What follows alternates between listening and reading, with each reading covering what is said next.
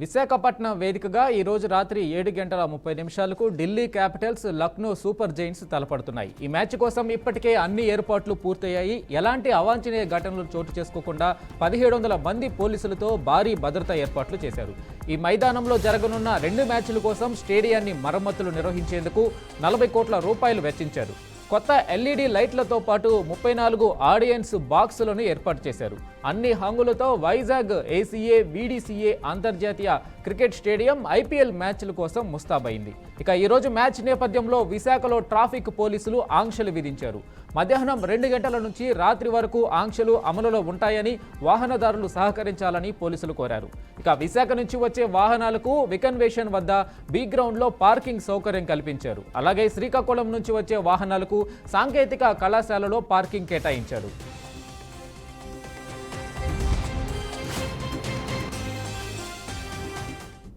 ఇక మ్యాచ్కి ఏర్పాట్లకు సంబంధించి పూర్తి అప్డేట్స్ మా ప్రతినిధి శ్రీనివాస్ అందిస్తారు. శ్రీనివాస్, చెప్పండి, మ్యాచ్కి సంబంధించి ఏర్పాట్లు ఎలా జరుగుతున్నాయి?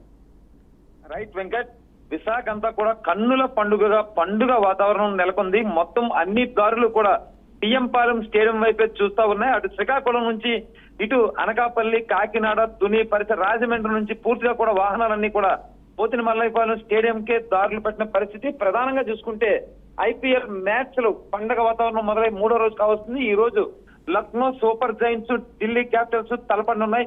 పూర్తిగా కూడా నిన్న కూడా వీళ్ళంతా కూడా టెస్ట్ ప్రాక్టీస్ చేసిన పరిస్థితి. ఎవరైతే రిషబ్ పంత్, అక్షర్ పటేల్ ఉన్నారో వాళ్ళిద్దరు సారథ్యంలో కూడా మ్యాచ్ పూర్తిగా కూడా తిలకించేందుకు మొత్తం క్రికెట్ అభిమానులందరూ కూడా వాహనాలు పట్టుకుని అటు ప్రయాణం చేస్తున్న పరిస్థితి. దీనికోసం 50 బస్సులను ఇప్పటికే ఏపీఎస్ఆర్టీసీ ఏర్పాటు చేసింది. సాయంత్రం 5 నుంచి కూడా ద్వారకానగర్ బస్ స్టేషన్ లో ఈ బస్సులన్నీ బయలుదేరితే అర్ధరాత్రి 11 నుంచి 1 గంట వరకు కూడా ఈ బస్సులు తిరుగుతాయని ఇప్పటికే ద్వారకా అంటే ఏదైతే స్టేషన్ ఉందో బస్ స్టేషన్ దాని యొక్క మేనేజర్ అప్పలనాయుడు తెలియజేసిన పరిస్థితి అయితే ఉంది. అదేవిధంగా 1700 మంది పోలీసులను అయితే అక్కడ విధుల్లో ఇప్పటికే ఏర్పాటు చేశారు. పూర్తిగా ట్రాఫిక్ అంతా కంట్రోల్ తీసుకున్నారు. శ్రీకాకుళం నుంచి వచ్చే వాహనాలన్నీ కూడా అక్కడ ఒక ప్లేస్ చూసి అక్కడ ఏర్పాటు చేశారు. ఇటు నుంచి వచ్చే వాహనాలన్నీ కూడా ఇది కన్వెన్షన్ లో ఆపేయాలని, ఇటు నుంచి వచ్చే వాహనాలు అంటే సిటీలోంచి అనకాపల్లి, తుని నుంచి వచ్చే వాహనాలని ఇక్కడ ఆపేందుకు ఏర్పాటు చేశారు. ట్రాఫిక్ పూర్తిగా మళ్లించిన పరిస్థితి. అటు కాకుండా వేరే రూట్ వాళ్ళకి వేరే సాధారణ ప్రయాణికులు తిరగడానికి కూడా ఏర్పాట్లు చేసిన పరిస్థితి. అలాగే మరికొన్ని ఏదైతే కూల్ డ్రింక్స్, కెమెరాలు, మత్తుకు సంబంధించిన పానీయాలు, సిగరెట్లు, తినుబండారు ఇలాంటివేమి స్టేడియం పూర్తిగా కూడా ఆదేశాలు జారీ చేసిన పరిస్థితి. పూర్తిగా స్టేడియం ఎంతమంది కెపాసిటీ ఉందో దానికి మించే జనమంతా కూడా అక్కడికి వేచి చూస్తున్న పరిస్థితి.